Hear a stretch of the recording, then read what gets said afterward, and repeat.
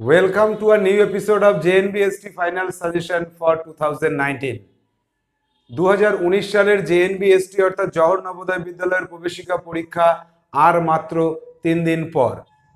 আজ বুধবার, আগামী বৃহস্পতি, শুক্র, শনি অর্থাৎ আজকের দিন বাদ দিয়ে মাঝখানে আর মাত্র 2টি দিন আছে। এই দুটো দিনে কি করবে, কত অঙ্ক করবে বা কত ফিগার করবে, সেই সব কিছুর চিন্তা ভাবনার অবসান ঘটিয়ে মাত্র 98টি অঙ্ক করতে হবে। এই 98টি অঙ্কের মধ্যে থেকেই পরীক্ষার হলে গিয়ে দেখবে যে সব ধরনের অঙ্কই তোমার কমন বেঁধে যাবে। তো সেই 98টি অঙ্কের যে suggestion, final suggestion Saha institute থেকে প্রোভাইড করা হয়েছে, সেই ফাইনাল সাজেশনের উপরে আজকে ডিসকাস করব। প্রত্যেকটি অঙ্ক ধরে ধরে বুঝিয়ে বলবো বা বোর্ডে তার সমস্যাগুলির সমাধান করব। তো এই ভিডিওটি প্রথম থেকে শেষ পর্যন্ত খুব গুরুত্ব সহকারে মন দিয়ে দেখো। জওহর নবোদয় বিদ্যালয়ের প্রবেশিকা পরীক্ষার হলে গিয়ে তুমি এর সুফল পাবেই। কোশ্চেন নাম্বার 1, স্বাভাবিক সংখ্যার শুরু এবং শেষ কোথায়? তো স্বাভাবিক সংখ্যার শুরু 1 এবং শেষ অসংখ্য, অনির্ণেয় বা অসীম। আর যদি আমরা শূন্যকে স্বাভাবিক সংখ্যা ধরি তাহলে স্বাভাবিক সংখ্যার শুরু শূন্যতে, কিন্তু শূন্য যেহেতু মূল্যহীন সংখ্যা সেহেতু আমরা ধরবো স্বাভাবিক সংখ্যা 1-এ শুরু এবং অসীমে শেষ। 2, মৌলিক সংখ্যার কয়টি উৎপাদক থাকে? মৌলিক সংখ্যার 2টি উৎপাদক থাকে, কে কে? 1 এবং সে নিজে। কোশ্চেন নাম্বার 3, যুগ্ম মৌলিক সংখ্যা কোনটি? 2। বৃহত্তম যুগ্ম মৌলিক সংখ্যা এবং ক্ষুদ্রতম যুগ্ম মৌলিক সংখ্যা নির্ণয় করো। তাহলে সেই 2, কারণ যুগ্ম মৌলিক সংখ্যা একটি আছে, সে বড় হলেও, বৃহত্তম হলেও, সে ক্ষুদ্রতম হলেও সেই 2ই ক্ষুদ্রতম যুগ্ম মৌলিক সংখ্যা। অনেক সময় বৃহত্তম এবং ক্ষুদ্রতম শুনে অনেকে ঘাবড়ে যেতে পারে, কিন্তু এখানে মনে রাখবে যে যেহেতু একটি আছে তাহলে বৃহত্তম, ক্ষুদ্রতম এবং যদি শুধু বলা হয় যুগ্ম মৌলিক সংখ্যা তাহলে সেই 2ই হবে অ্যান্সার। 4, 5 অঙ্কের সংখ্যা মোট কটি আছে? 6 অঙ্কের সংখ্যা মোট কটি আছে? 7 অঙ্কের সংখ্যা মোট কটি আছে? 8 অঙ্কের সংখ্যা মোট কটি আছে? তো এই সমস্যাটি সমাধান করতে গেলে আমাদের যেটা প্রসিডিওর সেটা হচ্ছে 8 অঙ্কের বৃহত্তম সংখ্যার থেকে 7 অঙ্কের বৃহত্তম সংখ্যা বিয়োগ করে দাও, তাহলে যেটা পড়ে থাকে। তো আমরা এই সময়টাও নষ্ট করব না, আমরা কি করব, 5 অঙ্কের সংখ্যা মোট কয়টি আছে? 9-এর পরে 4টে শূন্য।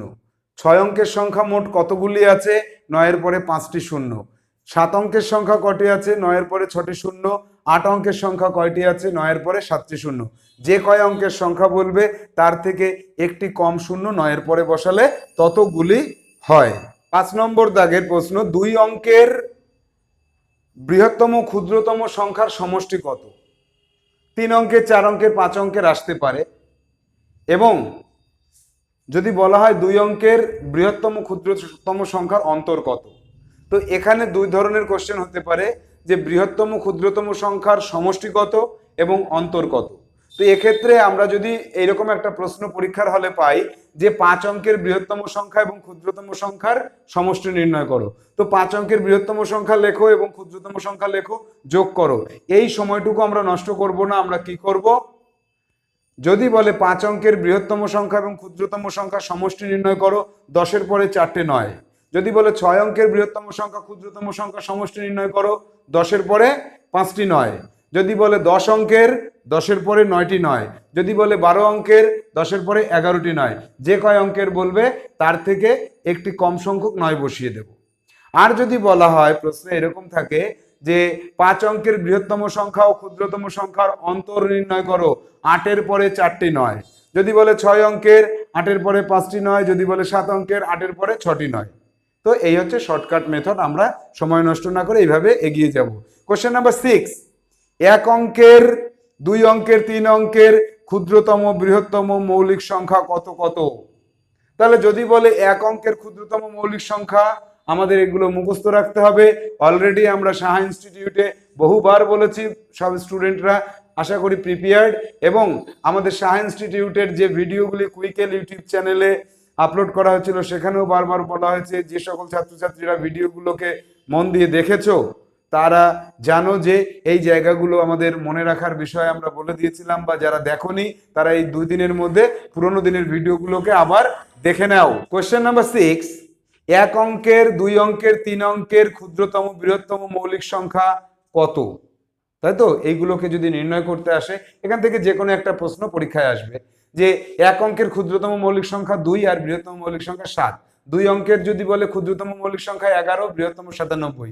তিন অঙ্কের যদি বলা হয় তাহলে 101 আর বৃহত্তম 997। তো এ কটা আমরা মুখস্থ রাখবো। আর যদি এইরকম আসে যে এক অঙ্কের ক্ষুদ্রতম বৃহত্তম মৌলিক সংখ্যা সমষ্টি নির্ণয় করো, তাহলে সেই মৌলিক সংখ্যা দুটোকে যোগ করে দেবে। যদি বলে অন্তর করো, তাহলে বৃহত্তম থেকে ক্ষুদ্রতম বিয়োগ করে দিতে হবে। তো এই জায়গাগুলো আমাদের মুখস্থ করার জায়গা ছিল। সায়েন্স ইনস্টিটিউট থেকে বারবার বলা হয়েছে এবং যে ভিডিওগুলো আপলোড করা হয়েছিল সেখানেও বলা হয়েছে। যারা ভিডিওটি দেখেছো তারা জানো, আর যারা দেখোনি তারা আবার কুইকেল ইউটিউব চ্যানেলে ভিডিওগুলোকে সার্চ করে দেখে নাও।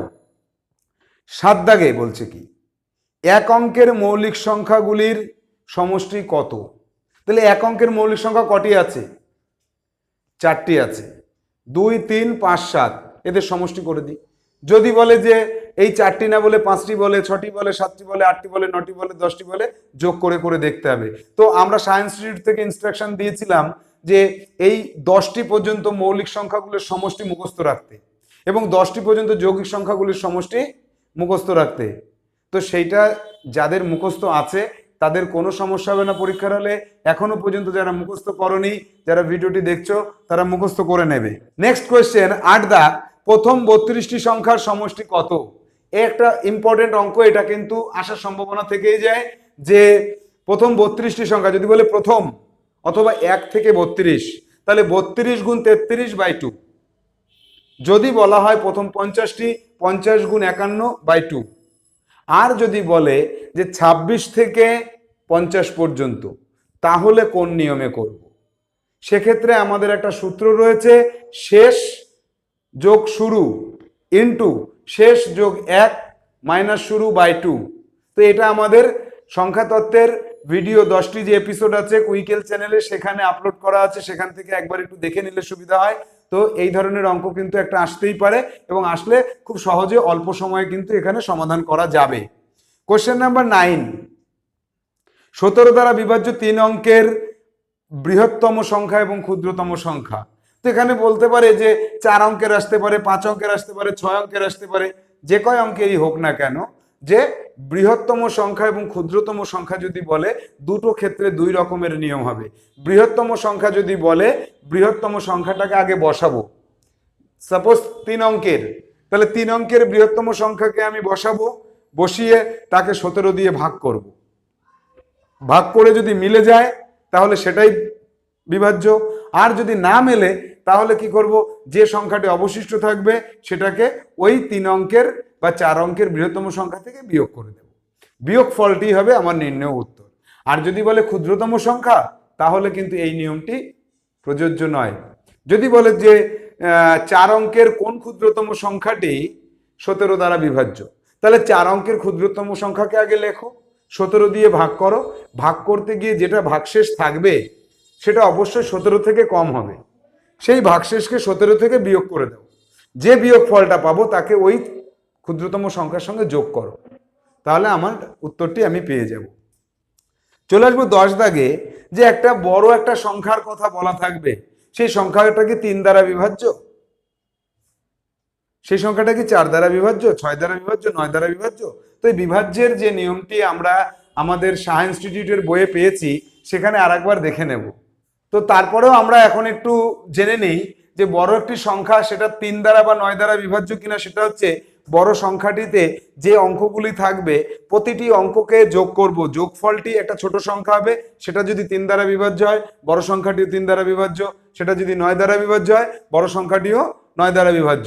আর একটা বড় সংখ্যা যদি বলা হয় 2 দ্বারা বিভাজ্য কিনা, তাহলে এককের অঙ্কটাকে লক্ষ্য করব যে 2, 4, 6, 8, 0 যদি এককের অঙ্কে থাকে 2 দ্বারা বিভাজ্য, আর যদি এককের অঙ্কে 0 থাকে বা 5 থাকে তাহলে 5 দ্বারা বিভাজ্য। তো বিভাজ্যের এই নিয়মগুলোর উপর থেকে কিন্তু একটা প্রশ্ন পরীক্ষায় আসতেই পারে। পরবর্তী প্রশ্ন যেটা 11 দাগে, 4, 7, 2, 0 এরকম 4টে বা 5টি অঙ্ক বলে দিল, এদের দ্বারা গঠিত বৃহত্তম সংখ্যাটি কত, ক্ষুদ্রতম সংখ্যাটি কত? মনে রাখবে, বৃহত্তম সংখ্যা বললে ওই যে অঙ্কগুলি রয়েছে তাদের বড় থেকে ছোট সাজাও বৃহত্তম হবে, ক্ষুদ্রতম বললে ছোট থেকে বড় সাজাও ক্ষুদ্রতম হবে। যদি কিনা কোনো একটি অঙ্ক শূন্য থাকে বা দুটি অঙ্ক শূন্য থাকে তাহলে ছোট থেকে বড় সাজিয়ে যাও, শূন্য থেকে পরপর সাজিয়ে যাও, শূন্যের পরবর্তী যে ক্ষুদ্রতম সংখ্যা সেটাকে ধরে শূন্যের আগে নিয়ে আসো, তাহলে ক্ষুদ্রতম সংখ্যাটি পাওয়া যাবে। কারণ শূন্য যদি বাঁ পাশে থাকে তাহলে সেটা ভ্যালুলেস হয়ে যায়। সেজন্য আমাদের কি করতে হবে, শূন্যের পরবর্তী যে ছোট সংখ্যাটি আছে সেটাকে ধরে শূন্যের বাঁ পাশে বসিয়ে দাও, ছোট সংখ্যাটি হবে। এবার এক্ষেত্রে আরো অনেকগুলো ধরনের কোশ্চেন আসতে পারে যে এই অঙ্কগুলি দ্বারা গঠিত যে 2, 4, 6, 0, 5 এই অঙ্কগুলি দ্বারা গঠিত বৃহত্তম জোড় সংখ্যা বিজোড় সংখ্যা। আগে বৃহত্তম সংখ্যাটি নির্ণয় করো, সেটা যদি জোড় হয় তাহলে জোড়, আর যদি বিজোড় হয় তাহলে বিজোড়। যদি জোড় বেরোয় তাহলে বিজোড় বের করতে হবে কিভাবে, তার আগে বিজোড় কোন অঙ্কটি আছে সেটাকে ধরে নিয়ে ডান পাশে বসিয়ে দাও, এককের ঘরে বসিয়ে দাও। আর ক্ষুদ্রতমর ক্ষেত্রেও একই নিয়ম। তো এই বিষয়ে কিন্তু বিস্তারিত আলোচনা আমাদের করা আছে অলরেডি। কোথায়? সংখ্যা তত্ত্বের 10টি এপিসোডে, কুইকেল চ্যানেলে। এক্ষেত্রে আরেকটা কথা বলে রাখি যে কুইকেল চ্যানেলে একটা টেকনিক্যাল প্রবলেমের জন্য আমাদের ভিডিও আপলোড করা আস্তে আস্তে কমে আসছে। সেক্ষেত্রে আমরা ইনফোসাগর চ্যানেলে অনলাইন এডুকেশনের জন্য জওহর নবোদয় বিদ্যালয়ের প্রবেশিকা পরীক্ষার জন্য অনেক দূরের স্টুডেন্ট যারা, তারা অনলাইনে যদি এডুকেশন নিতে চায় বা টিপস নিতে চায় বা অঙ্কের বিস্তারিত আলোচনা বা ফুল যে ভিডিওগুলি রয়েছে সেগুলো দেখতে চায়, তাহলে আমাদের ডেসক্রিপশন বক্সে যে নম্বরটি দেওয়া আছে সেই নম্বরে যোগাযোগ করে নিতে পারেন। চলে আসবো পরবর্তী প্রশ্নে। সেটা হচ্ছে একটা বড় একটা সংখ্যা দেওয়া থাকবে, তার মধ্যে যে কোনো একটা অঙ্ককে চিহ্নিত করে বলবে এর স্থানীয় মান কত। তাহলে আমরা স্থানীয় মান কিভাবে পাবো, সেই অঙ্কটা যেখানে আছে সেই অঙ্কের পরে যতগুলি অঙ্ক রয়েছে তার উপরে সেইগুলিকে বসিয়ে দেব। যদি এরকম হয় যে 5, 7, 9, 3, এখানে 7-এর স্থানীয় মান কত, 7-এর পরে কি আছে 9, 3, দুটো অঙ্ক আছে, তাহলে 7-এর পরে দুটো শূন্য বসালে কত হলো 700। এই 700ই হবে এই 7-এর এই সংখ্যার মধ্যে স্থানীয় মান। আর নিজস্ব মান সে নিজে। এবার প্রশ্ন আসতে পারে এই স্থানীয় মান আর নিজস্ব মান এদের সমষ্টি কত, এদের অন্তর কত, এদের গুণফল কত, বা এদের সমষ্টির দ্বিগুণ কত, বা এদের সমষ্টির বর্গ কত, বা এদের প্রত্যেকের যে মান তাদের বর্গ করে তার সমষ্টি কত। ভ্যারাইটিস টাইপের কোশ্চেন আসতে পারে। তবে জওহর নবোদয় বিদ্যালয়ে খুব বেশি কঠিন প্রশ্ন আসবে না বলেই ধরে নিতে হবে। চলে যাবো পরবর্তী প্রশ্নে। যে একটা বড় সংখ্যা দেওয়া আছে, তার মধ্যে একটা গ্যাপ রয়েছে, একটা অঙ্ক নেই, সেই জায়গাতে কত বসলে ওই সংখ্যাটি 9 দ্বারা বিভাজ্য হবে, বা 3 দ্বারা বিভাজ্য হবে, বা 2 দ্বারা বিভাজ্য হবে, এরকম। তো যদি 3 দ্বারা আর 9 দ্বারা থাকে তাহলে ওই যে বড় সংখ্যাটা তার অঙ্কগুলোকে যোগ করব, করে 3 দিয়ে ভাগ করব। ভাগ করতে গিয়ে আমি দেখব যে আমার আরো কত দরকার। যদি ভাগফল মিলে যায় তাহলে ওই গ্যাপে শূন্য বসবে। যদি আরো 1 দরকার হয় তাহলে 1 বসাবো, 2 দরকার হলে 2 বসাবো, 3 দরকার হবে না। 3 দরকার হওয়া মানে তো ভাগফল মিলে গেল। তো 9-এর ক্ষেত্রেও ঠিক এইরকম, যে ভাগ করে দেখবো আর কত দরকার, যেটা দরকার সেটা ওই গ্যাপে আমরা বসিয়ে বলতে পারবো যে ওই জায়গায় অঙ্কটি এত। তো পরবর্তী প্রশ্ন হচ্ছে 17-র প্রথম 8টি গুণিতকের সমষ্টি কত। তো সংখ্যা তত্ত্বে এই অঙ্কটাও করা আছে যে 17-র 8টি গুণিতক কত, 17 গুণ 1, 17 গুণ 2, 17 গুণ 3, 17 গুণ 4, 17 গুণ 5। তো এই গুণফলগুলোকে নির্ণয় করে তাদের যোগ করতে হবে, তো প্রচুর সময় দরকার। আমরা কি করব, 17 গুণ 1 থেকে 8 পর্যন্ত সংখ্যাগুলোর সমষ্টি, 17-র প্রথম 8টি গুণিতকের সমষ্টি বেরিয়ে যাবে। কেমন, 17 গুণ 8টি সংখ্যার সমষ্টি হচ্ছে 8 গুণ 9/2। এই নিয়মে করলে আমাদের সংক্ষেপে উত্তরটি বেরিয়ে আসবে। পরবর্তী প্রশ্ন হচ্ছে 48-এর মৌলিক উৎপাদকগুলি কত কত, আর উৎপাদকগুলি কত কত। তো এক্ষেত্রে মৌলিক উৎপাদকের ক্ষেত্রে নির্ণয় করতে হবে আমাদের সিঁড়ির মতো যে নিয়মটি রয়েছে, সেই সিঁড়ির নিয়মে করতে হবে। 2 দিয়ে ভাগ করো, 3 দিয়ে ভাগ করো, বা 5 দিয়ে বা 7 দিয়ে ভাগ করো। আর যদি বলে সমগ্র উৎপাদক কত, তাহলে 48 গুণ 1, 2 গুণ 24, 3 গুণ 16, 4 গুণ 12, 5 দিয়ে যাচ্ছে না, 6 গুণ 8, 7 দিয়ে যাচ্ছে না, 8 গুণ 6। যেই 8 গুণ 6 চলে আসলো উল্টে গেল, তাহলে যে কটা এতক্ষণ পেয়েছি এরা সবাই 48-এর উৎপাদক। আর যদি বলে মৌলিক উৎপাদক, তাহলে 2 এবং 3 মৌলিক সংখ্যাগুলি হবে মৌলিক উৎপাদক। তাহলে মৌলিক উৎপাদকে যদি বিশ্লেষণ করতে বলা হয় তাহলে আমরা 2, 3, 5, 7 কিছু কিছু সময় 11 দিয়ে ভাগ করে করে আমরা সিঁড়ির পদ্ধতিতে দেখে নেব। পরবর্তী প্রশ্ন যে 48 এবং 32 এদের সাধারণ উৎপাদক কত, তাই তো, বা সাধারণ মৌলিক উৎপাদক কত।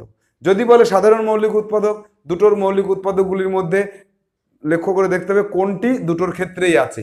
আর যদি বলে উৎপাদক, সাধারণ উৎপাদক কত কত, তাহলে দুটোরই সবকটা উৎপাদক বের করে দেখতে হবে কোনটা কোনটা দুটোর মধ্যেই আছে। তাহলে 48 আর 32-এর মধ্যে 2 হচ্ছে সাধারণ উৎপাদক মৌলিক।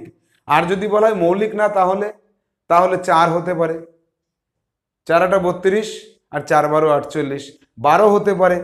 কেন? 4 12 48 আর 12 2 24, 3 12 36 হয় না, 8 হতে পারে।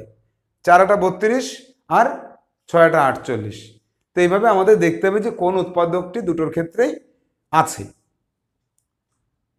17 দাগ, দুটি সংখ্যার সমষ্টি দেওয়া আছে 122 আর অন্তর দেওয়া আছে 38। তো দুটো সংখ্যার সমষ্টি আর অন্তর যদি আমরা জানি, তাহলে সংখ্যা দুটি কত কত নির্ণয় করার সহজ সূত্র হচ্ছে সংখ্যা দুটোর যে সমষ্টি পেয়েছি আর যে অন্তর পেয়েছি তাদের যোগ করে দাও, যোগ করে তাকে 2 দিয়ে ভাগ করো, করলে বৃহত্তম সংখ্যাটি পাবো। আর সমষ্টি থেকে সেই বড় সংখ্যাকে বিয়োগ করলে ছোট সংখ্যাকে পেয়ে যাব। পরবর্তী প্রশ্ন, দুটি সংখ্যার গুণফল দেওয়া আছে, একটি সংখ্যা অপরটির 4 গুণ, তাহলে সংখ্যা দুটি কত কত। তাহলে দুটি সংখ্যার গুণফলকে একটি সংখ্যা অপর সংখ্যার যত গুণ তাই দিয়ে ভাগ করো, ভাগফলকে √ওভার করো, ছোট সংখ্যা পেয়ে যাবে। কি বললাম? গুণফলকে যত গুণ বলা আছে তাই দিয়ে ভাগ করো, √ওভার করো, তাহলে ছোট সংখ্যা পাবো। আর বড় সংখ্যা তার থেকে 4 গুণ বেশি হবে। আবার বলা থাকলো আর একটা প্রশ্নে যে দুটো সংখ্যার সমষ্টি দেওয়া আছে, একটি সংখ্যা অপর সংখ্যা 3 গুণ, তাহলে সংখ্যা দুটি কত কত। সমষ্টিকে যদি বলে 3 গুণ, তাহলে 4 দিয়ে ভাগ করো, ছোট সংখ্যা পাবো। যদি বলে 5 গুণ, 6 দিয়ে ভাগ করো, তাহলে ছোট সংখ্যাটি পাবো। আবার বলা থাকলো দুটি সংখ্যার অন্তর দেওয়া আছে, একটি সংখ্যা অপরটির কত গুণ। যদি বলে 5 গুণ, তাহলে ওই অন্তরফলকে 4 দিয়ে ভাগ করো। যদি বলে 7 গুণ, তাহলে অন্তরফলকে 6 দিয়ে ভাগ করো, একটা কম সংখ্যা দিয়ে ভাগ করে দাও, তাহলে ছোট সংখ্যা পাওয়া যাবে। এই সূত্রটি প্রয়োগ করে আমরা কিন্তু অল্প সময়ের মধ্যে সমাধান করে ফেলতে পারবো। কোশ্চেন নাম্বার 20 বলছে 64 গুণ 45 যোগ 64 গুণ 55। তো ডেসক্রিপশন বক্সে কিন্তু এই সবকটি অঙ্কই দেওয়া থাকবে, সেখান থেকে তোমরা দেখে নাও যে 20 দাগে 64 গুণ 45 আর 64 গুণ 55। তো এক্ষেত্রে আমরা যদি 64কে কমন নিই, ব্র্যাকেটের মধ্যে চলে যাবে 55 যোগ 45 যোগ করলে 100 হয়। এক্ষেত্রে ম্যাক্সিমাম বছরেই আমরা দেখেছি যে কমন নেওয়ার পরে ভেতরের রাশিগুলোকে যোগ করলে যেন 100 হয় বা 200 হয়, তাহলে 64-র সঙ্গে 100 যোগ গুণ করে দেব। গুণফলটা আমরা জানি 64 আর 2টো শূন্য, বা যদি 200 হয় 64-র দ্বিগুণ তার সাথে 2টো শূন্য। তো এইভাবে আমরা কিন্তু এখানে সূত্র অ্যাপ্লাই করে বা বুদ্ধি অ্যাপ্লাই করে এই সমস্যাটি সমাধান করব। পরবর্তী প্রশ্ন 21 দাগে যেটা রয়েছে সেটা আমাদের বোর্ডের সমস্যাটি সমাধান করতে হবে। 21 দাগের সমস্যাটি সমাধান করতে হবে এইভাবে, a + b = 52, b + c = 73, c + a = 63। তাহলে সমীকরণগুলিকে বাঁ পাশের রাশিগুলোকে যোগ করব, ডান পাশের রাশিগুলোকে যোগ করব। বাঁ পাশের রাশিগুলো যোগ করে পাবো 2a 2b 2c, আর এই পাশে যোগ করে পেলাম 188। এবার 2 কমন নিলে পড়ে থাকে a + b + c = 188। 2কে আমরা এই পাশে গুণ আছে এই পাশে নিয়ে ভাগ করলাম, 94 পেলাম। তো a + b + c = আমরা যদি 94 পেয়ে থাকি, তাহলে a + b + c থেকে যদি b + c কে বাদ দিয়ে দিই পড়ে থাকে a, তাহলে 94 - 73 = a, 94 - 63 = b, 94 - 52 = c। তাহলে a + b + c এই তিনটে সংখ্যার থেকে যদি b + c কে বাদ দিই পড়ে থাকে a, তাহলে তিনটের থেকে দুটোকে বাদ দিলে একটি পড়ে থাকবে। এই নিয়মকে কাজে লাগিয়ে আমরা a b c তিনটের মান নির্ণয় করতে পারবো। তো এই অঙ্কটি যখন আমাদের সমাধান করতে হবে একটু সময় আমাদের দরকার হবে, এখানে আর কোনো শর্টকাট মেথড জানা নেই। এই অঙ্কের যে নিয়ম সেটি হচ্ছে একটা বড় গুণ অঙ্ক দেওয়া আছে, এই গুণ অঙ্কটিকে গুণ করার পরে সেই যে গুণফল তার এককের অঙ্কটি নির্ণয় করো। তো আমরা যদি পুরো গুণটা করি অনেক সময় দরকার হবে, আমরা কি করব প্রত্যেকটা এককের অঙ্ক গুণ করব। 4 ছক 24-এর 4 আর নেব না। এবার এই 4-এর সঙ্গে পরবর্তী 8, 4 8 32-এর 2 আর নেব না। 2-এর সঙ্গে 3 গুণ করবো, 3 দুগুণে 6। এবারে 6 দিয়ে 3, 3 6 18, 18-র 8। এই হচ্ছে এককের অঙ্ক। যদি এককের অঙ্ক নির্ণয় করতে বলে তাহলে আমরা এইভাবে নির্ণয় করব। আর যদি কখনো আমরা এটা নির্ণয় করতে গিয়ে এরকম যদি পাই যে এই 4 5 কত 20, 20-র 0, এককের অঙ্ক 0 হয়ে গেল। আর বাকি কোণগুলো আমাদের করার দরকার হবে না, আমরা বলে দেবো সব ক্ষেত্রেই গুণ করলে এককের অঙ্ক 0 চলে আসবে। তো ন্যাচারালি দেখা যাবে অনেক বড় একটা অঙ্ক থাকবে, সেখানে কোনো না কোনো দুটো এককের অঙ্ক গুণ করে যদি 0 এসে যায় তাহলে বাকিটা না করলে আমরা বুঝবো যে 0 হবে। মনে রাখতে হবে যে কোনো অঙ্ক কিন্তু অনেক বড় হবে না, দেখে অনেক বড় মনে হলেও অঙ্কের মধ্যে এমন কোনো ট্রিক থাকবে যেটা 1 লাইন বা 2 লাইন বা 3 লাইনের মধ্যে খুব সংক্ষেপে আমরা করতে পারবো, সেটা আমাদের বুদ্ধি অ্যাপ্লাই করে ধরে নিতে হবে সেখানে। 23 দাগে যে অঙ্কটি আছে সেটি হচ্ছে যে 3 অঙ্কের বৃহত্তম পূর্ণবর্গ সংখ্যাটি নির্ণয় করো, বা 3 অঙ্কের ক্ষুদ্রতম পূর্ণবর্গ সংখ্যাটি নির্ণয় করো। এই ধরনের সমস্যা যদি আসে তাহলে এই একটা যে চার্ট আমি করেছি এই চার্টটিকে মনে রাখবে যে বৃহত্তম সংখ্যা যদি বলে যে পূর্ণবর্গ, তাহলে 1 অঙ্কের এখানে বিজোড় সংখ্যার 1 অঙ্ক হলে আমার সূত্র খাটবে না, 3 অঙ্ক হলে খাটবে না। যখন জোড় সংখ্যক বৃহত্তম সংখ্যা হবে সেক্ষেত্রে শর্টকাট নিয়ম পাবো, এর থেকে অর্ধেক সংখ্যক 9 নাও, তার স্কোয়ার করে দাও। যদি বলে 4 অঙ্কের তাহলে দুটো 9 নাও, তার স্কোয়ার করে দাও। তো এই স্কোয়ারটা করতে গেলেও আমাদের অনেকটা সময় দরকার হবে, সেক্ষেত্রে একটা সহজ নিয়ম যে 2 অঙ্কের বললে 81, 4 অঙ্কের যদি বলে এই 81-র 1 আর 8কে একটু সরিয়ে দিয়ে এখানে কটা 9 আছে, দুটো 9, তাহলে একটা 0 একটা 9। যদি বলে 6 অঙ্কের তাহলে 81-কে একটু আরেকটু দূরে রেখে 6 অঙ্ক বলেছে, তো 6 অঙ্ক বললে আমাদের এখানে দুটো 0 দুটো 9, মোট আমাদের 1 2 3 4 5 6 6টা অঙ্ক করতে হবে। তাহলে আমি 81-কে সরিয়ে দিয়ে কি করব, মাঝখানে দুটো 0 মাঝখানে দুটো 9 যদি বসিয়ে দিই তাহলে আমার কি হচ্ছে 6 অঙ্ক হয়ে যাচ্ছে। তো এইভাবে এই শর্টকাট মেথড।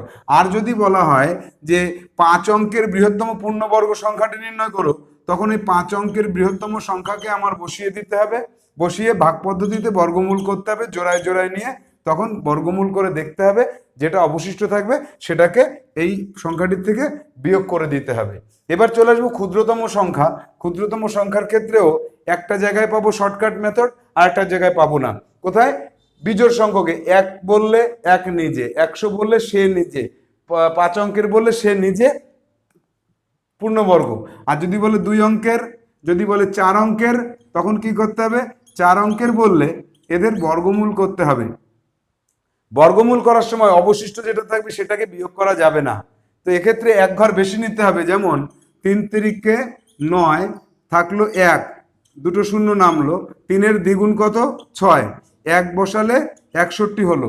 61 যদি হয় তাহলে বিয়োগফল থাকবে, আমি কি করব 1 ঘর বেশি নিয়ে নেব, 2 বসাবো, এখানেও 2 বসাবো, তাহলে 2 দুগুণে 4, 6 দুগুণে 12, তাহলে নিচের সংখ্যাটি বড় হয়ে যাবে। তখন কি করব, আমি নিচের সংখ্যা থেকে উপরের সংখ্যাকে বিয়োগ করে এই -24 এখানে লিখবো, এই -24কে এর সঙ্গে যোগ করে দেব। তাহলে এই যে 4 অঙ্কের ক্ষুদ্রতম সংখ্যা তার সঙ্গে ওই 24 যোগ করে পাবো 1024। এই নিয়মে আমাকে ক্ষুদ্রতম পূর্ণবর্গ সংখ্যা আর আগের নিয়মে বৃহত্তম পূর্ণবর্গ সংখ্যা নির্ণয় করতে হবে। 24 দাগে যে প্রশ্নটি আছে সেটি যে দুটি পরস্পর মৌলিক সংখ্যার লসাগু কত গসাগু কত। পরস্পর মৌলিক সংখ্যার মধ্যে 1 ছাড়া কোনো সাধারণ উৎপাদক থাকে না, তাহলে তাদের লসাগু হয় তাদের গুণফল, গসাগু হয় 1। 25 দাগে যে অঙ্কটি রয়েছে যে একটি সংখ্যা বলে দেওয়া থাকবে, তার আসন্ন মান যে কোনো একটা ঘরে যে 1 7 5 3 2 এরকম যদি একটা সংখ্যা থাকে, যদি বলে এর শতকের ঘরের আসন্ন মান নির্ণয় করো, একক দশক শতক, যে ঘরের আসন্ন মান নির্ণয় করতে বলবে সেই ঘরে গোল দেব। তার পরবর্তী অঙ্কটিকে দেখব, যদি 5-এর কম হয় তাহলে এখানে একেই বসিয়ে দিয়ে দুটো 0 বসাবো। যদি 5-এর বেশি হয় তখন কি করব, এখানে যদি 5-এর বেশি হয় তাহলে এই সংখ্যাটিকে 1 ঘর বাড়িয়ে দিয়ে দুটো 0 বসিয়ে দেব। যদি 5 হয় তাহলে কি করব, 5-এর পরবর্তী অঙ্কটাকে দেখব, কত হলো 5 আর 3 53, তখনও কিন্তু এই শতকের ঘরকে 1 ঘর বাড়িয়ে দেব। আর আগের যে অঙ্কগুলো সেগুলো ঠিক একই রকম ভাবে বসিয়ে যাব। 5 7 1 5 7 1। তো এইভাবে আসন্ন মান নির্ণয় করতে হয়। 26 দাগেও আসন্ন মানের উপরে অঙ্ক রয়েছে। এখানে দশমিক সংখ্যার আসন্ন মান, দশমাংশ বা শতাংশ। যদি বলা হয় দশমাংশ, তাহলে দশমিকের পরের সংখ্যাটি দশমাংশ, দশমিকের পরে এক ঘর এগিয়ে গেলে তখন আর শতাংশ। তো এখানে বলছে দশমাংশের আসন্ন মান, তখন আমি কি করব, দশমাংশটাকে গোল করব। এর পরবর্তীতে যদি 5-এর বেশি থাকে তাহলে দশমাংশকে 6 করে দিয়ে শূন্য বসিয়ে দেব। যদি সেটা 5-এর বেশি না হয়ে 4 হতো, 5-এর কম হতো, তাহলে ওখানে 5 বসিয়ে শূন্য করে দিতাম। আগের অঙ্কগুলি যা আছে সেই রকম একই রকম রেখে দিতে হবে। তো দশমিক সংখ্যার ক্ষেত্রে দশমাংশের এবং শতাংশের আসন্ন মান নির্ণয় করতে বলতে পারে। আর দশমাংশের আসন্ন মান বলতে দশমিকের ঠিক পরের অঙ্কটি, শতাংশে বললে দশমিকের পরে দশমাংশ, শতাংশ, তারপরটা সহস্রাংশ। এইভাবে কিন্তু আমাদের এগোতে হয়। এখানে একাংশ বলে কিছু হয় না। এবার যে সমস্যাটি রয়েছে, এই ধরনের একটি সমস্যা পরীক্ষা আসতে পারে। তো এই সমস্যা যদি আসে তাহলে বুদ্ধি অ্যাপ্লাই করতে হবে যে 5টি আম ও 7টি কলার দাম একত্রে দেওয়া আছে। আবার বলা হলো যে 25টি কলা এবং 35টি কলার দাম একত্রে কত। তো এরকম যদি দুটো জিনিসের দাম একত্রে বলা হয় বা বয়স একত্রে বলা হয়, তাহলে আমরা এই সমস্যার সমাধান করার জন্য একটা শর্টকাট মেথড খুঁজবো যে 5-এর গুণিতক 25, 7-এর গুণিতক 35। তো এখান থেকে যে কোনো একটা সংখ্যাকে কমন নিয়ে নিতে পারবো। তাহলে 5-এর কত নম্বর গুণিতক 25? 5 নম্বর। 7-এর কত নম্বর গুণিতক? এই যে 5টি আর 7টি, তাই তো, এরকম থাকবে। আর এখানে থাকবে 25টি আর এখানে থাকবে 35টি। এখান থেকে আমরা কমন নিয়ে নেব 5-এর 5 নম্বর গুণিতক। তাহলে 5কে কমন নিলে এখানে আবার 5টি চলে আসবে আর এখানে চলে আসবে কয়টি? 7টি। তো এই রকম যদি আমরা কমন নিয়ে নিতে পারি তাহলে এই ভেতরে যে এটি থাকবে এটির দাম তো আমরা জানি, তার সঙ্গে এই 5কে গুণ করে দিতে হবে। তাহলে দেখা যাবে সরল গুণিতক আকারে থাকতে পারে বা এখানে বেশি বলে এখানে কমটাও থাকতে পারে, সেক্ষেত্রেও কিন্তু 5 দিয়ে ভাগ করে দিতে হতো। তো এই ধরনের সমস্যা থাকলে ঘাবড়ে যাওয়ার কোনো ব্যাপার নেই, এভাবে শর্টকাটে করতে হবে। 28 দাগে 45 থেকে 79 পর্যন্ত কতগুলি মৌলিক সংখ্যা আছে। তো এক্ষেত্রে সংখ্যাতত্ত্বের যে বইটি রয়েছে সেখানে চার্ট রয়েছে, বা আজকে 1 থেকে 100 পর্যন্ত সংখ্যাগুলিকে লিখে তার মধ্যে কতগুলি মৌলিক সংখ্যা আছে সেগুলিকে বিশেষ গোল করে দিয়ে বা কোনো চিহ্নিত করে সেখান থেকে গুণে দেখতে হবে। এইবার পরীক্ষার হলে যদি আসে তাহলে আমি এত সময় কোথায় পাবো? তো আমার 1 থেকে 100 পর্যন্ত যে 25টি মৌলিক সংখ্যা আছে তাদের মুখস্থ করে রাখতে হবে। তো এটা আমরা সায়েন্স ইনস্টিটিউটে যখন কোচিং করানো হচ্ছে তখন আমরা বারবারই বলেছি। তো এখনই মুখস্থ করে নিলে এই দুদিনের মধ্যে কিন্তু সেটা আমরা পরীক্ষার হলে গিয়ে অল্প সময়ে সুফলটা পেতে পারি। পরবর্তী, কোন বৃহত্তম সংখ্যা দ্বারা 123, 83 এবং 51কে ভাগ করলে প্রতি ক্ষেত্রে 3 অবশিষ্ট থাকে? যদি বলা হয় বৃহত্তম তাহলে গসাগু নির্ণয় করতে হয়, যদি বলে ক্ষুদ্রতম তাহলে লসাগু নির্ণয় করতে হয়। এবার এই সংখ্যা তিনটের গসাগু করলেই হবে না, বলছে প্রতি ক্ষেত্রে 3 অবশিষ্ট থাকে। তাহলে কি করব? এই সংখ্যাগুলির থেকে 3কে বিয়োগ করে দেব। প্রতিটি সংখ্যার থেকে 3কে যদি বিয়োগ করে দিই তারপরে যদি গসাগু নির্ণয় করি তাহলে আমাদের উত্তর মিলে যাবে। পরবর্তী প্রশ্ন 30 দাগে আছে, কোন ক্ষুদ্রতম সংখ্যাকে 16, 28 ও 36 দ্বারা ভাগ করলে প্রতি ক্ষেত্রে 5 অবশিষ্ট থাকে? তো ক্ষুদ্রতম বলে লসাগু, আগে এই সংখ্যাগুলো লসাগু করো, করে সেই লসাগুর সঙ্গে 5 যোগ করে রাখো। তাহলে লসাগুকে তো এইগুলি দিয়ে ভাগ করা যায়, আর 5 যদি আমি যোগ করে রাখি তাহলে সেই যে লসাগু তার সঙ্গে 5 যোগ করলে যে সংখ্যাটি পাবো তাকে যদি ভাগ করতে যাই এদের দিয়ে তাহলে 5 অবশিষ্ট থেকে যাবে। পরবর্তী প্রশ্ন, দুটি সংখ্যার লসাগু ও গসাগু দেওয়া আছে 96 এবং 8, একটি সংখ্যা 24 হলে অপরটি কত? আমরা জানি লসাগু গুণ গসাগু সমান সমান সংখ্যা দুটির গুণফল। তাহলে লসাগু আর গসাগুকে গুণ করে একটি সংখ্যা দিয়ে ভাগ করলে অপর সংখ্যা পাওয়া যায়। পরবর্তী প্রশ্ন, 3টি ঘন্টা যথাক্রমে 16 সেকেন্ড, 24 সেকেন্ড ও 32 সেকেন্ড অন্তর অন্তর বাজে। সকাল 8টা 25 মিনিটের পর আবার তারা কখন একত্রে বাজবে? তাহলে যে কয় মিনিট বা যে কয় সেকেন্ড অন্তর অন্তর বাজে তাদের লসাগু করে দাও। লসাগু করলে যত মিনিট হবে এই 8টার পরে তত মিনিট পরে আবার তারা একসাথে বাজবে, বা যত ঘন্টা হবে তত ঘন্টা পরে একসাথে বাজবে। 33 দাগ, একটি বাগানে যতগুলি বেগুনের চারা আছে প্রত্যেকটি চারার দাম তত টাকা করে। মোট চারার মূল্য যদি 625 টাকা হয় তাহলে কতগুলি চারা আছে? যদি মোট বলে দেয়া থাকে তাকে বর্গমূল করো, আর যদি বলে যতগুলি চারা তত টাকা করে দাম, 25টি চারা আছে তাহলে কত? তাহলে 25-এর বর্গ করে দেব।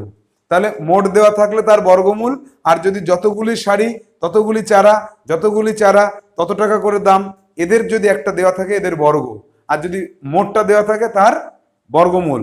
এটা মনে রাখবে। পরবর্তী প্রশ্ন 34 দাগ, দুটি সংখ্যার যোগ বিয়োগ গুণ ভাগ করে তার আসন্ন মান। তো এটা আমরা আসন্ন মানে একটু আগে যেটা দেখলাম সেটার মতোই, যে দুটি সংখ্যাকে বললো যোগ করতে বললো বা গুণ করতে বললো, যে 5 6 7 9 ইন্টু 8 1 3 5 এর গুণ করে আসন্ন মান বের করতে বললো শতকের ঘরে। তাহলে এর গুণফল যেটা পাবো আমরা, সেই গুণফলের শতকের ঘরটাকে আমরা চিহ্নিত করে রেখে তার আসন্ন মান নির্ণয় করলে আমাদের হয়ে যাবে। তো পরবর্তী প্রশ্ন যেটা আছে সেটা হচ্ছে 35 দাগে, কোন বর্গক্ষেত্রের ক্ষেত্রফল দেওয়া আছে, তাহলে তার বাহু কত বা তার পরিসীমা কত? তাহলে বর্গক্ষেত্রের ক্ষেত্রফলকে বর্গমূল করলে আমরা বাহু পাই, পরিসীমা করতে হলে তার সঙ্গে 4 গুণ করতে হবে। আবার বলা হলো যে বর্গক্ষেত্রের পরিসীমা দেওয়া থাকলো, ক্ষেত্রফল কত? পরিসীমাকে 4 দিয়ে ভাগ করলে বাহু পাবো, সেই বাহুর স্কোয়ার করলে আমরা পেয়ে যাব কি? ক্ষেত্রফল।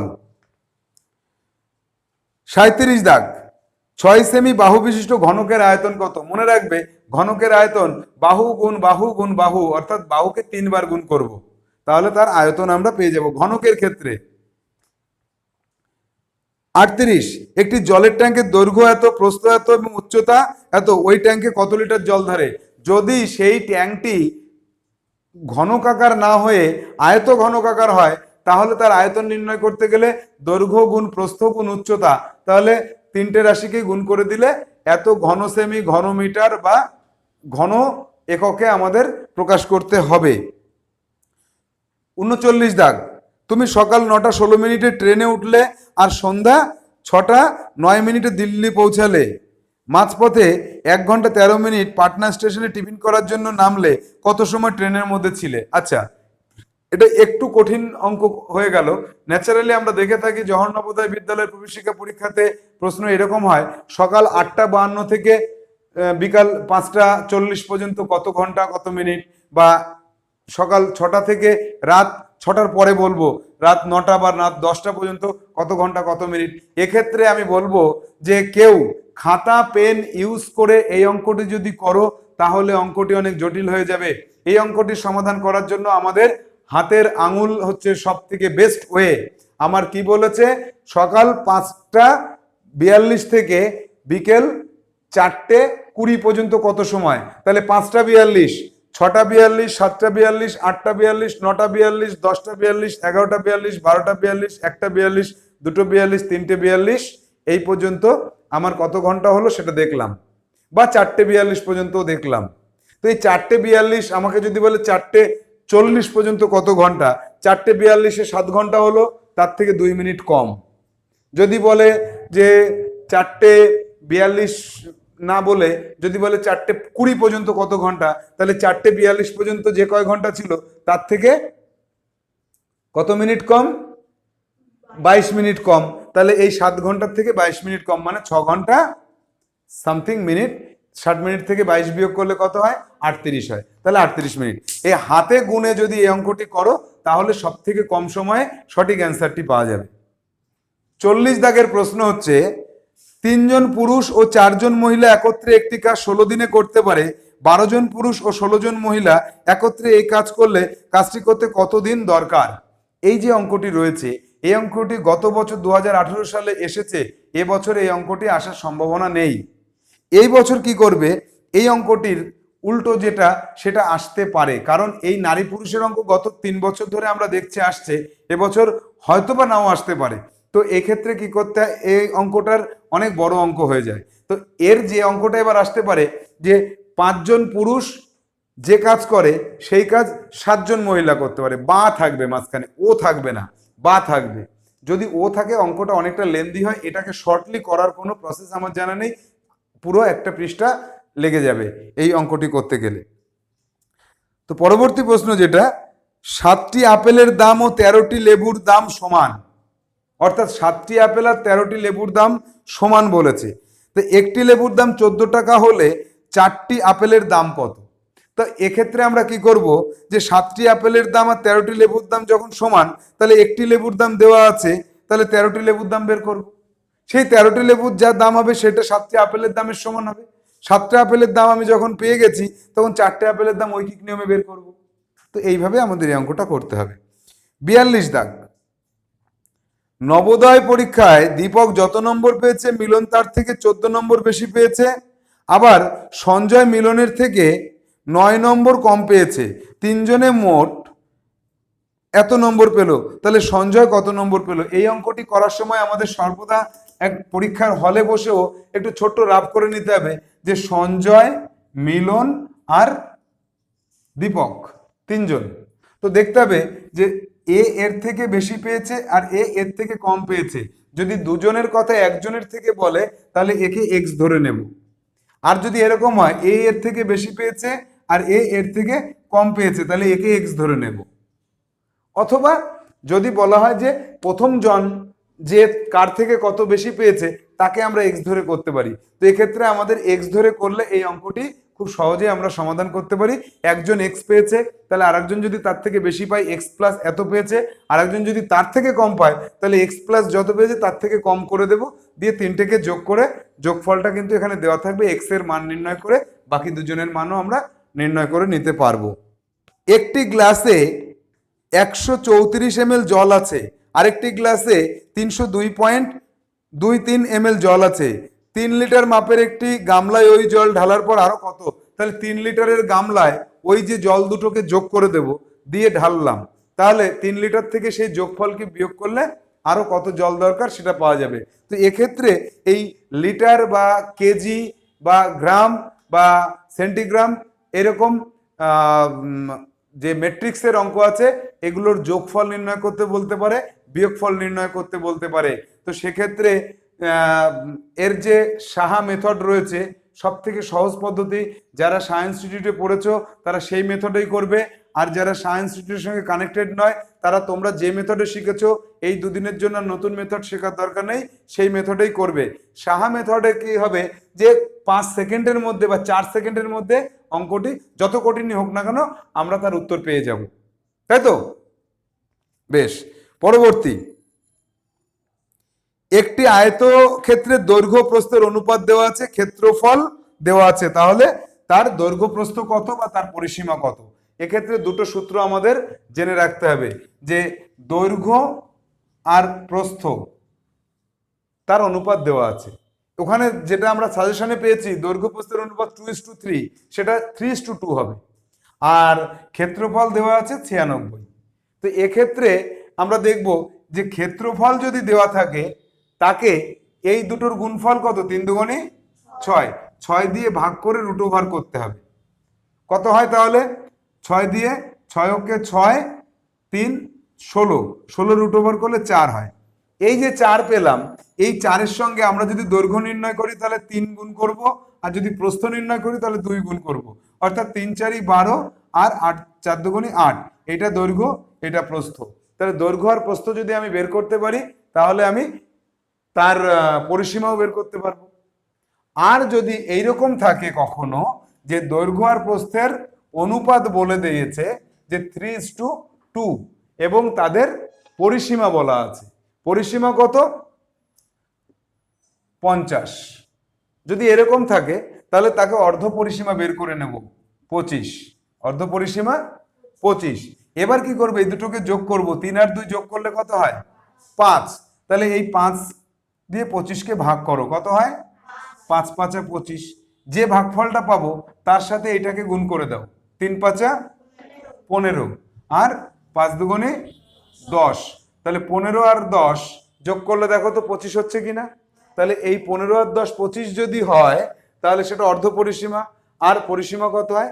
50 হয়। তো এই শর্টকাট মেথডে এই সূত্র অ্যাপ্লাই করে আমাদের এই ধরনের সমস্যাটি সমাধান করতে হবে। 45 দাগের প্রশ্নটি হচ্ছে 35টি কমলা লেবুর গড় মূল্য দেওয়া আছে, 14 টাকা দামের আরো 3টি লেবু সংযোগ করলে লেবুর গড় মূল্য কত হলো? তাহলে 35টি লেবুর গড় মূল্য থেকে মোট মূল্য নির্ণয় করো। আর যে পরবর্তী 3টি লেবু সংযোগ করা হলো তার মোট মূল্য নির্ণয় করো। দুটো মোট মূল্যকে যোগ করে দাও, তাহলে 35টি লেবু আর 3টে লেবু 38টি লেবু হলো, 38 দিয়ে ভাগ করলে পরবর্তী গড়টি আমরা পেয়ে যাব। 46 দাগ, কোহলি প্রথম 4টি ম্যাচে মোট এত রান করেছে, পঞ্চম ম্যাচে কত রান করলে গড় এত হবে। তাহলে এক্ষেত্রে কি হবে, প্রথম ম্যাচের যে 4টে ম্যাচ তার সমষ্টি নির্ণয় করো, 5টা ম্যাচের যে গড় তার সমষ্টি নির্ণয় করো। 5টা ম্যাচের মোট থেকে 4টে ম্যাচের মোটকে বিয়োগ করলে কি পড়ে থাকবে, পঞ্চম ম্যাচের রানটি পড়ে থাকবে। একটি বাস প্রথম 4 ঘন্টায় 128 কিমি যায়, পরের 5 ঘন্টায় 145 কিমি যায়, দশম ঘন্টায় কত কিমি গেলে যাত্রাপথের গড় গতিবেগ হবে এত। তাহলে যাত্রাপথের গড় গতিবেগ যদি দেয়া থাকে 10 ঘন্টায়, তাকে 10 দিয়ে গুণ করো, করলে মোট পেয়ে যাব। তার থেকে 9 ঘন্টার যে মোট সেটাকে বিয়োগ করো, দশম ঘন্টা, আগের অঙ্কটার মতো দশম ঘন্টা আমরা পেয়ে যাব। পরবর্তী অঙ্ক 48 দাগে, সোম থেকে শুক্রবার পর্যন্ত সুজয় 48টি করে গড়ে অঙ্ক করেছে, আবার মঙ্গল থেকে শুক্র পর্যন্ত গড়ে 52টি করে করেছে। তাহলে তার 4 দিনে 52টি করে মোট কত করেছে, আর 5 দিনে 48টি করে মোট কত করেছে। তাহলে 5 দিনের থেকে 4 দিন বিয়োগ করলে তার সোমবারের অঙ্কটা বেরিয়ে যাবে একই রকম। তো পরবর্তী যে অঙ্কটি রয়েছে 49, সাহেব 8 দিনে মোট এতটি অঙ্ক করেছে, প্রথম 5 দিনে এতটি অঙ্ক করলে শেষ 3 দিনে সে গড়ে কটি অঙ্ক। তাহলে তার যে 9 দিনের 8 দিনের যে মোট অঙ্ক তার থেকে 5 দিনেরটা বিয়োগ করে দাও, যেটা অবশিষ্ট থাকবে তাকে 3 দিয়ে ভাগ করলে গড় বেরিয়ে যাবে। এবার 50 দাগের যে অঙ্কটি ভীষণ ইম্পর্টেন্ট অঙ্ক, যে 9টি পরপর সংখ্যার গড় 65 হলে প্রথম ও শেষ সংখ্যা কত, বা প্রথম ও শেষ সংখ্যার সমষ্টি কত, প্রথম ও শেষ সংখ্যার অন্তর কত। তো এই ধরনের প্রশ্ন যদি পরীক্ষায় আসে তাহলে আমাদের একটা বিশেষ ট্রিক জেনে নিতে হবে। পরপর সংখ্যা যদি বলে 9টি, কটি, 9টি, তাহলে 9টি সংখ্যা হলে বিজোড় সংখ্যক বলবে, সবসময় বিজোড় সংখ্যকই বলবে। তাহলে 9টি সংখ্যা হলে এর আগে কটি থাকবে, 4টি, 1 2 3 4, আর পরে থাকবে 1 2 3 4। তাহলে 9টি সংখ্যার মধ্যবর্তী সংখ্যাটি হয় তাদের গড়। যদি পরপর সংখ্যা বলে এবং যদি বিজোড় সংখ্যক বলে তাহলে মনে করবে মধ্যবর্তী সংখ্যাটি হচ্ছে তাদের গড়। তাই এখানে বলেছে যে 9টি সংখ্যার গড় হচ্ছে 65, তাহলে আমি ধরে নেব যে 65 হচ্ছে মাঝখানের সংখ্যাটি। এর আগে 4 ঘর আসো, 64, 63, 62, 61, আর এখানে 66, 67, 68, 69। তাহলে বৃহত্তম সংখ্যাটি 69, ক্ষুদ্রতম সংখ্যাটি 61। তো এই দুটো যখন জেনে যাব, এদের সমষ্টিও পারবো, এদের অন্তরও পারবো, এদের গুণফলও পারবো। তো এই 50টি অঙ্ক আমরা সলভ করলাম। আমাদের ফাইনাল যে সাজেশন রয়েছে সেই সাজেশন থেকে। তো পরবর্তী এপিসোডে আমি 51 থেকে 100 পর্যন্ত অঙ্কগুলির সমাধান আপলোড করব। তো এই 50টি অঙ্কের সমাধান তোমরা বাড়িতে প্র্যাকটিস করো, পরবর্তী ভিডিও আপলোড করার আগে পর্যন্ত ওয়েট করো।